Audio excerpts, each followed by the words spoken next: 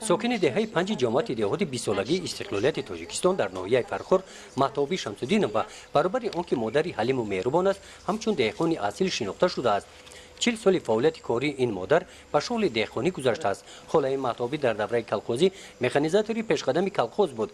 بعد اصلاحات زمین و تجلیل کلخوز در شکل نوی خوجگیداری در مساحت 7 هکتار زمین خوجگی دهقانی تشکیل داده کооپراتیو استحصالی به نام باباخان ام را تشکیل کرد. در این کооپراتیو استحصالی 7 نمود محصولات کشاورزی استحصال کرده میشوند. در مساحت 4 هکتار زمین پخته کش کرده شده است. نیمه دوم ماه ایول نیالای پخته پر از کوره گشتند. پختمون حوزه در حالت نمای خوبه. پخته را دو دارو دادگیم 5 مرتبه کلتیواتر کردیم 3 مرتبه آب دادگیم. حاضر چکنکک هستیم. سیلنوکیش به فکر ما خودم حاضر 25 سنتینر زیاد داره و کم نه. کооپراتیو استحصالی به نام باباخان ام غیر از پخته در مساحت 3 هکتار زمین باغ بنیاد نموده است. این باغ از درختان گوناگون میوه دهنده عبارت هستند. قسم زیادی نیالها را بادام تشکیل میدهد. این سال بادام حاصلش فراوان است. در مساحت 50 سوتخ این زمین ها خوجگیداران آبچکاری و پلیزی کش نمودند. کدوهای در این زمین پرورش نموده خاله مهتابی آوازش تا جمهوری پهن گشته است. در آزمون ولایتی ایدی کدو و خربوزه برای کدوی در وزن و حجم کلانترین غالب آزمون ولایتی گشته صاحب راهخط به حج گشته است. امسال هم در برابر دیگر محصولات در این زمین کدو نشونمای خوب دارد. نشونمای محصولات های پلیزی، تربوز و خربوزه هم در حال خوب قرار دارند. پورین تربوزمون کمتم به فروش نرفتک. امسال کمتر کردیم. خیلی پمدر کردیم، قلمفر کردیم. خیلی نمیخوام که در خونه بشینم میفورم. فقط در زمین با زمین سر کار ببرم. فقط همین کارای کردیم. من میبینم با چقدر وقتم خوش میشه و مهنت ما میبینم که چقدر پختم حاصل خوب گرفتگیاند. باغ ما تماشا میکنم. خلاصه هم همی کار به سلامتیم با بهترین همین چی خوب تحصیل خوب میته. ماه ایول در این خوجگی دوره جمع‌آوری حاصل پمیدور و قلمفور است. همه روزه از این زمین ها محصولات های پخته رسیده یک قسمش به بازار برآورده می شوند. قسم دیگری محصولات به خانه آورده شده کارکر کرده می شوند.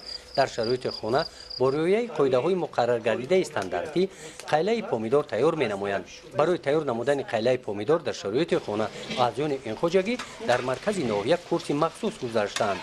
سالهای اول ما یک نمود دو نمود خروش طرز تهیار کردنش میتونستیم از بس که از طرف حکومت ناحیه کورس مخصوص برای تهیار کردن محکم کردن کنسرو و خورش ها ما در آنجا اشتراک کردیم. او مختم یاد گرفتیم در شرایط خانه ما طرز تهیار کردن همیورا کردیم. باز 10-15 نموچه یاد گرفتیم. قریب 500 حتی 1000 بانک را ما محکم میکنیم. خودمون استفاده میبریم با بازار میبریم. این با شرایط اویلمون کمتر کمک میشه. بازی در دهه ما 20 نفر فعال زنانی همین دهه اشتراک کردن طرز آموزش کردن خورشو را تیار کردن با همسایه خود نشان دادن طرز تیار کردن در شرایط خانه تازه.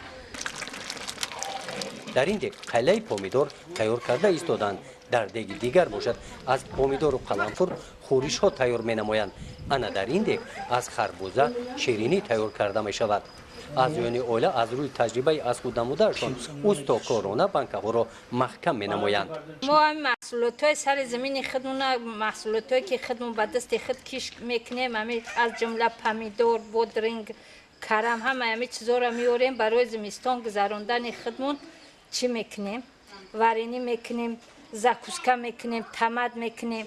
باز زمستون همه خریدارا میان همه خونه خودمون 1 کیلو تمد 10 سومون خودشون میگیرن میبرن. تو حاضر 600 بانکه زویرابای زاکوسکا و تمد همه چیزا را که 100 بانکه ورینی زردالو و شفتالو و گلوس اولچه بندک همه چیزا را محصولات باغ خودمون برای زمستون گذرانی با محکم کردیم. همین سال نیت داریم که همین درآمد پختمون چی کنیم.